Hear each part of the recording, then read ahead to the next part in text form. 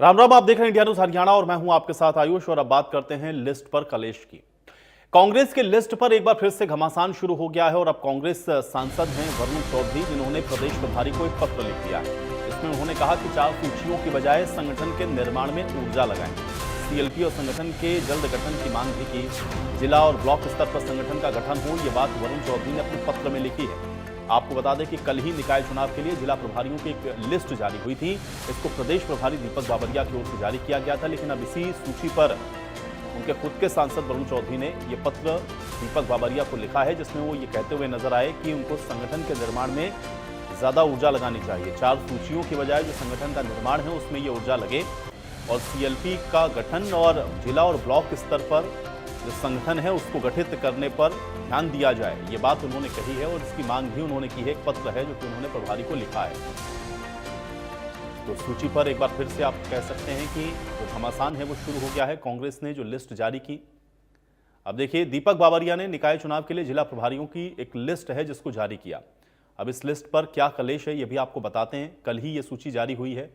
कुछ दिनों पहले उदयभान की तरफ से भी एक लिस्ट जारी हुई थी और बाबरिया ने उस लिस्ट को अवैध घोषित कर दिया था और यह कहा गया था कि इसमें हाईकमान की मंजूरी नहीं है। और नई लिस्ट आई, फिर से नया कलेश शुरू हो गया है और इसीलिए हम कह रहे हैं कि ये लिस्ट पर जो कलेश है वो थम नहीं रहा। अब सांसद वरुण चौधरी ने प्रदेश प्रभारी को खत लिख करके ये मांग कर दी कि 4 सूची जो जारी की गई हैं, जिसमें प्रदेश प्रभारियों की जो जिम्मेदारियां लगाई गई हैं, जिसमें प्रभारी बनाए गए हैं, जिले के प्रभारी बनाए गए हैं, उनकी बजाय इन चीज़ों से इतर यानी कि जो संगठन है, जो जिला और ब्लॉक स्तर पर बनने हैं, उस पर यह ऊर्जा लगानी चाहिए और सीएलपी पर भी ऊर्जा ये लगे। ये बात भी उन्होंने अपने पत्र में कही है। तो 2 सूचियां आप देख सकते हैं कि जारी की गई थी। इसके पहले जो सूची आई वो उदयभान की ओर से यानी कि कांग्रेस के प्रदेश अध्यक्ष की ओर से आई, जिस पर दीपक बाबरिया ने रोक लगाई। और अब दीपक बाबरिया की ओर से कल जो निकाय चुनावों को लेकर के जारी की गई है सूची, उस पर अपने खुद के सांसद ये प्रश्न उठाते हुए नजर आ रहे हैं। तो कुल मिलाकर के कांग्रेस की जब भी सूची आ रही है, आप देख रहे हैं कि ये जो सियासी संग्राम है वो शुरू हो जा रहा है। और इसी पर बातचीत करेंगे। दीपक हमारे साथ ब्यूरो चीफ इस समय जुड़ चुके हैं। दीपक, कांग्रेस की सूची एक तरफ आती नहीं है और जब आती है तो उस पर अपने ही उस पर सवाल उठाना शुरू कर देते हैं। अभी उदयभान जी ने इसके पहले जो सूची जारी की थी उस पर दीपक बाबरिया जी ने रोक लगाई और कल हम लोगों ने देखा कि निकाय चुनाव के लिए एक सूची जारी होती है, उस पर अब उनके खुद के सांसद प्रश्न उठा रहे हैं। कैसे देखें इसको दीपक? भी चर्चा के बाद, लंबे इंतजार के बाद एक सूची जारी करी है, लेकिन ये सूची जारी होने के बाद भी कहीं ना कहीं फिर से इस पर अंतर्कलह है। इससे पहले अगर बात करें तो प्रदेश कांग्रेस के जो अध्यक्ष है उदय भान, उन्होंने कांग्रेस के जो जिला इंचार्ज है, ये निकाय चुनावों को लेकर के कमेटियां बनाई गई हैं। तो जो निकाय चुनावों को लेकर के जो कमेटियां हैं, पहले प्रदेश कांग्रेस के अध्यक्ष उदय भान के द्वारा ये कमेटियां बनाई गई थी।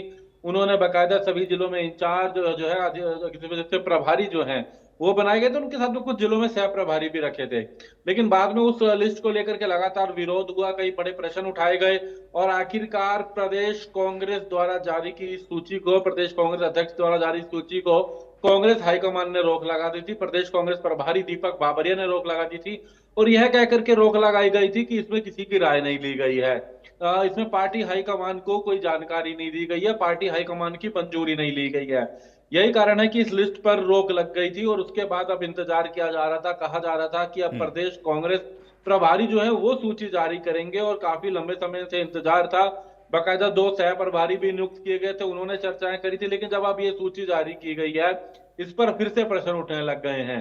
प्रश्न उठने इस कदर है कि अभी तो हमने एक सांसद का पत्र देखा है, जो अंबाला से सांसद है, उन्होंने बाकायदा लिखा कि कई ऐसे लोग हैं इसके अंदर जिन्होंने विधानसभा चुनावों में जो है कांग्रेस की बजाय अन्य उम्मीदवारों को जो है अपना समर्थन दिया, उनके पक्ष में खड़े रहे, कांग्रेस से बगावत करी। लोकसभा में भी कई ऐसे हैं कि जिन्होंने अन्य दलों को जो है वो उनको समर्थन दिया। कई ऐसे हैं जिन्होंने चुनाव भी लड़ा, जिसमें जिस तरीके से एक अतर सिंह की बात की जाए, जो उनका सिरसा का उदाहरण दिया गया है कि उन्होंने जो है किसी अन्य निर्दलीय उम्मीदवार को समर्थन दिया था कांग्रेस उम्मीदवार की बजाय। इसी तरीके से एक सतबीर का उदाहरण दिया गया है कि जिसने निर्दलीय जाकर के चुनाव लड़ा था। तो निर्दलीय चुनाव लड़ा कांग्रेस पार्टी के उम्मीदवारों को हराने के लिए, इस तरह के आरोप अब लग रहे हैं। तो कहीं ना कहीं एक बार फिर ये लिस्ट विवादों में आ गई है। पहले जो विवाद उठा था वो प्रदेश कांग्रेस अध्यक्ष उदय भान द्वारा जारी की गई लिस्ट पर उठा था। अब पार्टी से मंथन के बाद प्रदेश कांग्रेस प्रभारी दीपक बाबरिया ने ये सूची जारी करी है, लेकिन इस पर भी अब विवाद शुरू हो गए हैं। इस पर भी अब प्रश्न उठने लग गए हैं कि ऐसे लोगों को मौका दिया गया है जो पार्टी में है ही नहीं, या पार्टी में कहीं उनका स्टैंड नहीं है, या वो लोकसभा और विधानसभा में खिलाफ रहे हैं, या खिलाफ आकर के चुनाव भी लड़ा है। उन लोगों को मौका दिया गया है, बल्कि वो ऐसे लोगों को 6 साल के लिए या पार्टी से बिल्कुल निष्कासित किया जाना चाहिए था। तो ये कहना है कि विरोध के स्वर फिर से उठने लग गए हैं। जी बिल्कुल दीपक, फिलहाल के लिए बहुत शुक्रिया इस बातचीत के लिए। आप जुड़े हमारे साथ, और हालांकि अब देखना ये है, क्योंकि अपने ही अगर इस पर ये प्रश्न उठा रहे हैं तो ये लाजमी है कि अब इस पर क्या जो निर्णय है वो होता है। और जो बात उनके सांसद कह रहे हैं वो भी वाकई में बड़ी गंभीर है, क्योंकि उन्होंने ये कहा कि आपको फोकस इस पर करना चाहिए, ऊर्जा इस पर लगानी चाहिए कि संगठन का निर्माण कैसे हो, सीएलपी का लीडर कौन हो, और जो सूची आप जारी कर रहे हैं उसमें भी कुछ लोग ऐसे हैं जो कि आपके विरोध में चुनावों में काम कर रहे थे, तो इस पर भी आपको गौर करना चाहिए। अब अपने ही ये जो सवाल उठा रहे हैं उसके मायने क्या है, इसको थोड़ा और समझते हैं।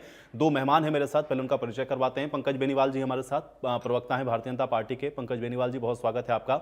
और सुरेश रोड जी हमारे साथ, प्रवक्ता हैं कांग्रेस पार्टी के। सुरेश रोड जी, आपका भी स्वागत है। सुरेश जी, आपसे चर्चा की शुरुआत करूंगा, चूंकि आज विषय कांग्रेस का है। एक पत्र जो कि हम लोगों ने देखा, या पत्र क्या उसको हम लोग ये भी कह सकते हैं कि एक तरीके से प्रभारी को ये कह दिया कि भाई जो सूची आप जारी कर रहे हैं उसमें ऊर्जा लगाने से बेहतर है कि आप संगठन पर ऊर्जा लगाएं, आप जो सीएलपी है उस पर ध्यान दें कि कौन होगा। अपने ही क्यों प्रश्न उठाते हैं जब भी कोई सूची आती है? क्योंकि इसके पहले उदय भान जी ने सूची जारी की, तो फिर दीपक बाबरिया जी ने उसको कैंसिल कर दिया। अब कल निकाय चुनाव के लिए एक सूची आती है तो आपके सांसद इस पर यह प्रश्न खड़ा करते हैं। कैसे देखें इसको सुरेश रोड जी?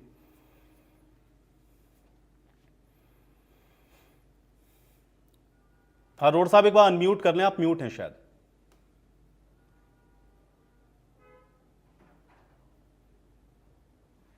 हमारे जो सांसद ने प्रश्न उठाया है उसमें कोई विरोधाभास वाली बात नहीं है। उन्होंने एक सुझाव दिया कि सीएलपी लीडर और संगठन जो है ये पार्टी का मुख्य विचारणीय विषय होना चाहिए। इस बात से कांग्रेस का प्रत्येक कार्यकर्ता से लेकर बड़े से बड़े नेता तक सहमत है, क्योंकि सीएलपी नेता हर रोज भारतीय जनता पार्टी के लोग हमें जो नेता विपक्ष के नाम से हमारे को कोठी मिली है उसको खाली कराने की धमकियां देते हैं। तो माननीय सांसद की जो ये बात है ये कहीं ना कहीं पार्टी के नेता से लेकर कार्यकर्ता तक सबको एक सर्वमान्य है।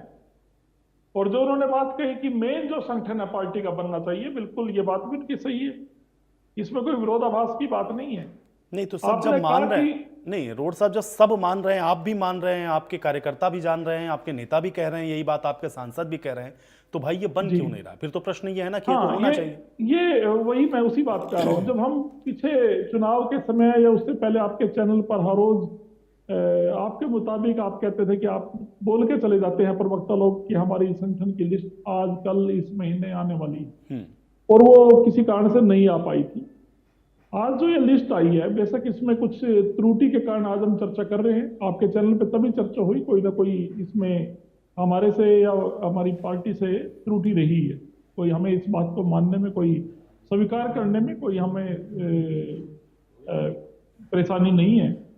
मैं ये बताना चाहता हूं कि मैं पुंडरी विधानसभा से संबंध रखता हूं, कैथल जिले से संबंध रखता हूं जी। और कैथल जिले में मुझे कन्वीनर बनाया गया है, संयोजक बनाया गया है कैथल जिले का। और मेरे साथ हमारे दूसरे एक साथी सतवीर भाना जांगड़ा को सह संयोजक को कन्वीनर बनाया गया है जी। सतवीर भाना ने अभी विधानसभा चुनाव लड़ा था 2024 में ही, आजाद प्रत्याशी के तौर पे लड़ा था। जब उनका नाम आया तो हमें भी लगा कि वो 6 साल के लिए पार्टी ने निष्कासित भी किए हैं और उनका नाम सूची में आ गया।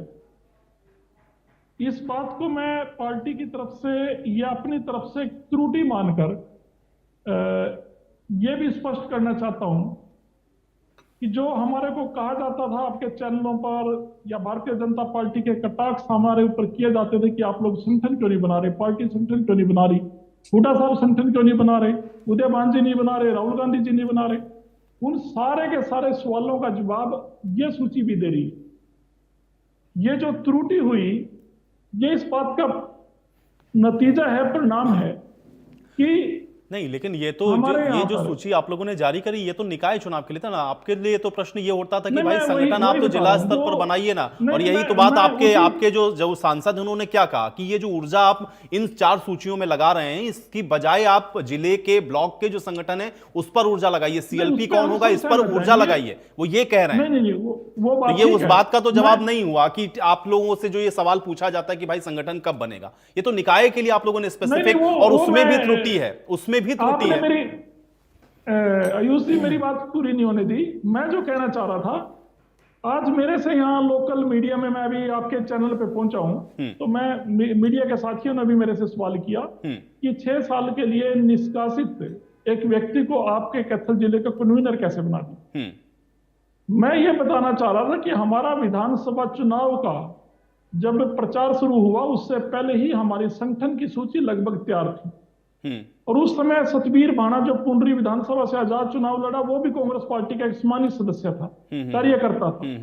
यानी सूची हमारी एक तरह से तैयार थी, हाईकमान के पास पड़ी रही, वो किसी कारण से जारी नहीं की जा चुकी। विधानसभा की चुनाव की तैयारी में पार्टी लग गई, उसमें विलंब हुआ, चाहे वो अच्छे के लिए हुआ बुरे के लिए हुआ, क्यों हुआ, एक विलंब हुआ। हम भी अपनी जगह सच्चे थे कि हमारी पार्टी की सूची लगभग तैयार है, किसी भी समय जारी की जा सकती है। उसका ही परिणाम है कि आज एक दो तो जो फिर त्रुटि तो रोड हुई, साहब ये माना जाए वो कि इस क्या कारण हुई आपके जो कि प्रभारी हमारी हैं, सूची पहले से तैयार थी। नहीं ठीक है, मैं और समझ जिन गया, मैं लोगों समझ ने गया, आप विधानसभा मैं का बात चुनाव आपकी लड़ लिया, समझ गया उनके रोड नाम साहब, भी गलती से उसमें आ आपकी गए। बात मैं समझ गया। आपने कहा कि सूची तैयार थी पहले से और अब वो चूंकि विलंब हुआ और अभी निकाय चुनाव थे तो उस परिप्रेक्ष्य में उसको आपने जारी कर दिया। तो यही हाँ, तो मैं उसमें समझना चाह रहा हूं ना जल्दबाजी में हमने कि जारी क्या किया। क्या उसमें ये आपके नाम ऐसे आ गए जो विधानसभा में आपके पार्टी प्रभारी छोड़कर को आजाद जानकारी चुनाव नहीं लड़ है रहे हैं। कि एक ऐसा शख्स जिसको पार्टी से निष्कासित आप बता रहे हैं कि किया गया है, उसको आपने जिम्मेदारी सौंप दी है। तो ये तो कोऑर्डिनेशन की सीधे सीधे से दिख रहा है कि कोऑर्डिनेशन नहीं है प्रदेश स्तर पर और आपके प्रभारी में।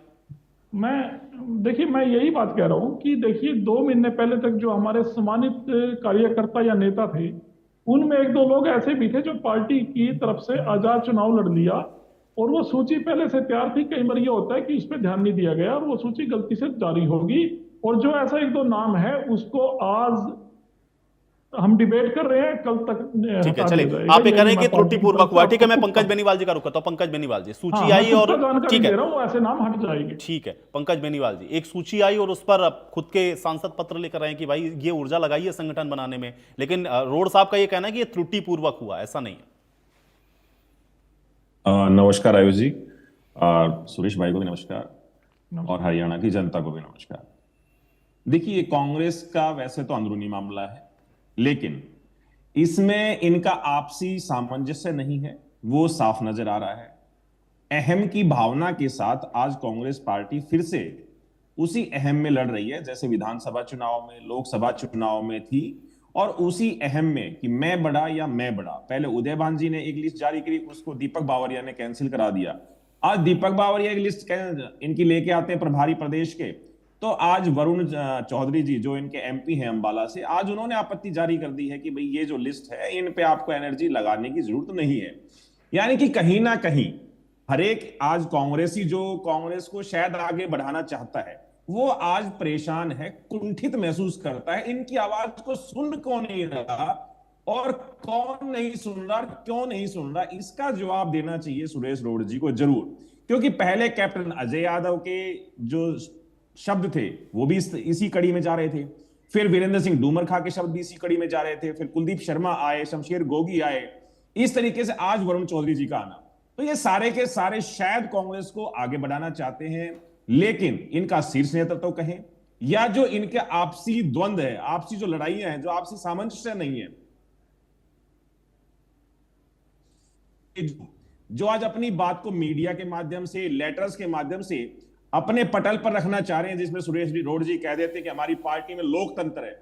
भैया, लोकतंत्र नहीं है ये आपकी पार्टी का अंदरूनी मामला है। उनकी बातों को सुना नहीं जा रहा। जो बहरे होकर के आपकी पार्टी का शीर्ष नेतृत्व बैठा हुआ है, हरियाणा की लगातार अनदेखी कर रहा है, उसको बार बार जगाने की कोशिश वो लोग कर रहे हैं।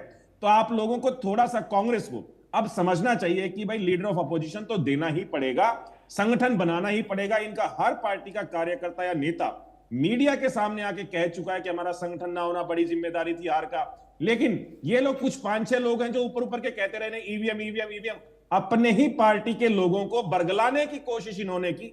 हरियाणा के लोगों को नहीं, अपनी ही पार्टी के लोगों को बरगलाए नो कि हम ईवीएम से हारे, जबकि इनका पार्टी का जो कार्यकर्ता था वो समझता था, वो आज भी समझता है कि हम संगठन ना होने की वजह से हारे हैं।